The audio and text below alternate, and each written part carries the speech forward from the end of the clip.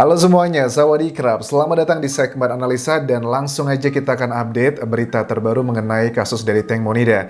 Oke, hari ini aku melihat bahwa sejumlah saksi termasuk itu Gatik, Sen, Por, terus juga Robert dan juga Job itu mendatangi kantor Kejaksaan Nontaburi di tanggal 23 Juni 2022 ini. Semuanya ke sana dan juga ini apa yang dilakukan agenda di sana karena mereka tuh pada saat si Gatik memaparkan pemaparan ditanya ya sama wartawan berserta sama Sen juga dengan pengacaranya dibilang bahwa mereka yaitu dilakukan beberapa pertanyaan pemeriksaan karena untuk melakukan verifikasi. Seperti kita tahu, untuk Kejaksaan Nontaburi itu dibutuhkan waktu kurang lebih, kan totalnya itu 15 hari ya, nggak tahu ini sudah hari keberapa, karena pada saat beberapa waktu lalu dikatakan Kejaksaan Nontaburi diberikan waktu 15 hari untuk memberikan verifikasi dari penyidik Nontaburi, itu sepertinya tinggal beberapa hari lagi. Makanya hari ini juga dari Kejaksaan untuk menyampaikan beberapa hal yang menurut mereka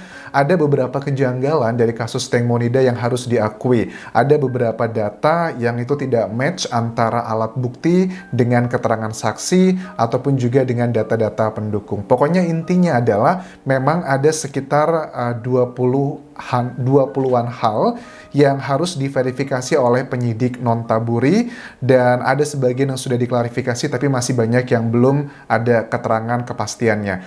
Nah, ini ketentuannya adalah gini teman-teman, kalau sudah disampaikan dari tim Kejaksaan Nontaburi, nanti ujung-ujungnya adalah kita harus menantikan final decision-nya. Apakah menerima laporan dari penyidik Nontaburi, ataukah mengembalikan, ataukah kemudian langsung bisa diserahkan ke DSI, Department of Special Investigation.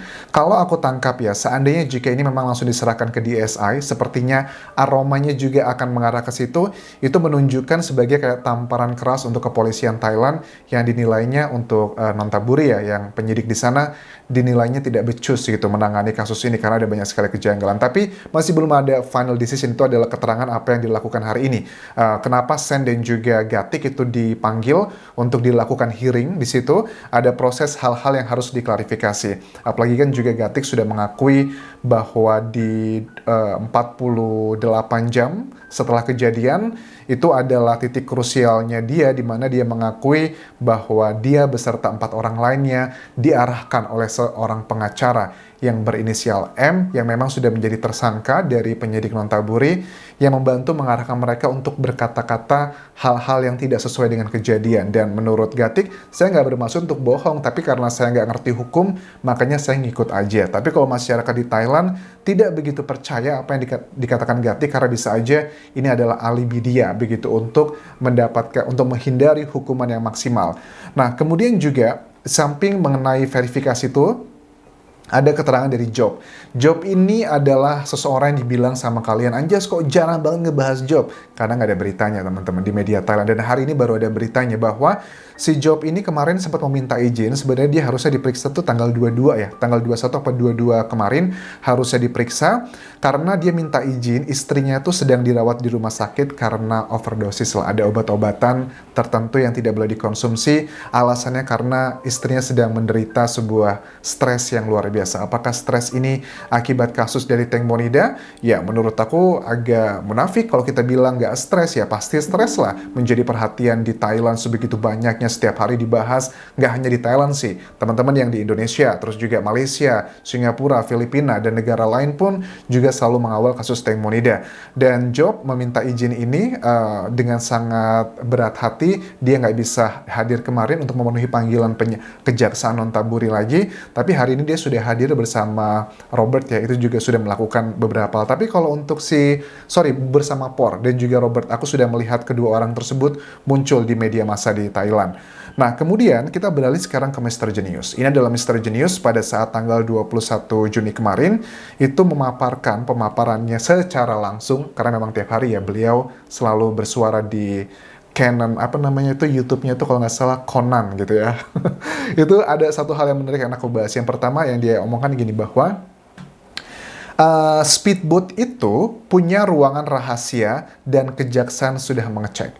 Jadi Mr. Genius mengklaim pada saat dia menjelaskan di YouTube-nya bahwa saya sudah tahu data-data bahwa kejaksaan itu sudah mengecek ada ruangan khusus di speedboat tersebut, ternyata itu adalah benar, dan ini bisa menjadi salah satu indikasi ada apa isi ruangan khusus tersebut. Aku udah lihat sih ruangan khususnya ya. Ruangan khususnya itu sebenarnya tidak terlalu gede-gede banget. Itu kayak mungkin untuk menyimpan kayak minuman atau apa-apa. Dan kalau untuk menyimpan manusia juga bisa sih, tapi kan akan tidak nyaman sekali karena ruangannya kecil, nggak segede yang ruangan kita bayangkan.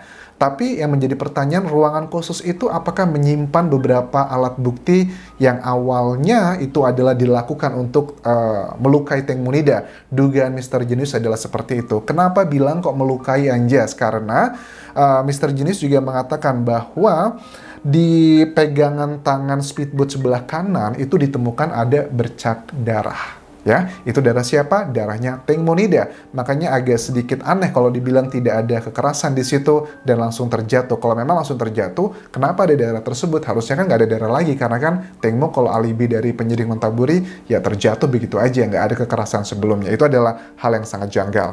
Kemudian Mr. Genius juga mengatakan, mengquote, ini adalah dari penyidik Nontaburi, di tanggal 26 April lalu, penyidik kan bilang bahwa Sen itu duduk di ujung menuju jembatan jam 22.11, padahal jaraknya itu sekitar 1.600 meter. Kemudian diralat menjadi jam 10:18 dari 10.11. Ini kan hal yang aneh, kenapa? Karena kalau aku cek ya, Sen duduk di ujung menuju jembatan, oke. Jadi dari jembatan tersebut yang ada CCTV-nya dengan lokasi yang jatuh yang diklaim oleh penyidik Nontaburi itu jaraknya sekitar 1.600 meter, yang artinya kalau seandainya ini nggak diralat teman-teman, seandainya yang diralat itu adalah jam 22 atau jam 10.18 ya. Nah, itu kan jaraknya sekitar 7 menit ya. Jaraknya dibuat 7 menit, kenapa dibuat seperti itu? Menurut aku gini, pertama, penyidik Nontaburi kan bilangnya itu jam 10.18. Terus diralat menjadi jam 10.11. Karena apa? Jam 10.18 itu lokasinya di jembatan, di dekat jembatan tersebut. Which is, kalau menurut klaim penyidik Nontaburi pada saat ada bayangan Teng Mo yang diduga jatuh itu adalah jaraknya sekitar 1.600 meter yang bisa ditempuh dalam waktu kurang lebih 7-8 menit. Bagaimana mungkin logikanya kalau Teng Mo itu jatuhnya di jam 22.11, tapi jam 10.18 itu masih ada. Jadi ya you know lah what I mean ya, makanya diralat menjadi seperti itu, biarin lebih match gitu. Karena ini dibandingkan, dikritisi dengan data dari GPS kan, ketahuan tuh menit kesini di mana, menit sekian di titik mana. Jadi waktu itu diralat sama penyidik Nontaburi. Bagi aku ini adalah hal yang janggal, kenapa diralat begitu. Kemudian data berikutnya lagi, di jam 10.32.05 cuma ada 5 orang di speedboat. Itu yang pertama dari Mr. Genius. Terus penyidik mengatakan di 10.34+10 adalah rekaman Teng Mo jatuh. Oke, jadi gini, kalau 10.34/10 rekaman Teng Mo jatuh, kok di 10.32.05 menurut Mr. Genius dengan timnya sendiri itu memang cuma ada 5 orang. Nggak ada 6 orang di situ, teman-teman. Jadi aneh ya. Jadi 10.32.05, 10.32 lah anggap aja ya. Itu menurut Mr. Genius rekaman CCTV-nya itu sudah nggak ada lagi Teng Monida. Maksudnya bukan, kita nggak bisa ngomong Teng Monida, tapi nggak ada lagi bayangan 6 orang, tapi bayangannya cuma 5 orang. Tapi kok bisa penyidik itu menyimpulkan di 10.34, which is 2 menit kemudian, itu kok katanya ada bayangan jatuh. Harusnya kalau ada bayangan jatuh orang, ya berarti orangnya tinggal 4, nggak tinggal 5, karena klaimnya adalah berseberangan. Nah, dari sini kan seperti aku bilang bahwa penyidik Nontaburi kenapa bisa menyimpulkan Teng Mo jatuh di jam 10.34, itu karena melihat ada bayangan di ujung speedboat, di lampunya itu tertutupi beberapa detik. Nah, pada saat ditutupi beberapa detik itu, dugaan dari mereka, klaim dari penyidik adalah itu adalah detik-detik Teng Monida jatuh di jam 10.34+10. Tapi berbenturan dengan data dari Mr. Genius dengan tim yang sudah mengumpulkan data-data CCTV juga, 10.32.05, 2 menit sebelum klaim dari penyidik Nontaburi, itu sudah nggak ada lagi bayangan 6 orang, bayangan cuma 5 orang. Ini adalah hal yang juga menjadi bagian yang memang diselidiki oleh Kejaksaan. Hari ini disampaikan juga bahwa dari Kejaksaan Nontaburi sudah mendapatkan laporan tersebut. Isu ini memang sedang cross check. Dan menurut aku harusnya CCTV itu bisa menjadi data primer ya teman-teman, karena bayangan sosok yang ya, karena kan memang nggak jelas ya CCTV kan ya, tapi menurut aku ini bisa menjadi data primer gitu. Kenapa kok ini nggak bisa menjadi salah satu petunjuk yang sangat jelas ada sesuatu hal yang terjadi di kasus tenggelamnya Tank Monida. Kita tunggu nanti mana yang benar, penyidik atau dari timnya Mr. Genius. Nggak mungkin Mr. Genius kalau berani ngomong begini di sosial media, dikutip di berbagai TV nasional dan juga media online nasional Thailand, tanpa ada dasar, tanpa ada bukti yang kuat. Kalau nggak percaya, kita bisa lihat salah satu foto yang di-capture. Ini kan ada foto-fotonya nih, dan bayangan-bayangannya. Walaupun pada saat dibahas juga tetap subjectivity. Ada yang bilang, oh nggak ini bayangan orang, oh nggak ini hanya efek dari lampu di sekitar dan sebagainya. Kita nantikan kelanjutannya seperti apa. Kemudian, Mr. Genius juga mengatakan tentang bercak darah di pegangan apa tuh yang tangannya speedboat itu kenapa juga tidak menjadi bukti yang kuat? Kenapa kok itu diabaikan begitu aja? Which is ini adalah bukti yang sekarang sudah sampai di Kejaksaan Nonthaburi teman-teman, dan menjadi salah satu bagian yang sedang dilakukan verifikasi. Ini nggak dilaporkan ke penyidik, tapi dilaporkan langsung bukti-bukti tersebut ke Kejaksaan Nonthaburi itu sekitar semingguan yang lalu, dan hari ini juga menjadi salah satu bahan untuk dilakukan verifikasi dari Kejaksaan. Terakhir adalah mengenai Panida dan juga Mr. Genius ya.